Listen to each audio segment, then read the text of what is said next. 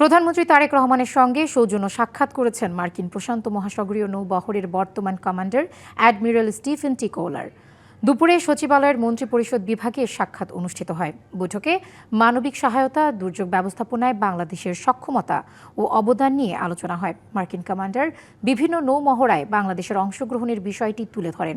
বৈঠকে general security of military information agreement নিয়ে দুই দেশের পারস্পরিক বোঝাপড়া ও এর অগ্রগতি নিয়েও আলোচনা হয়।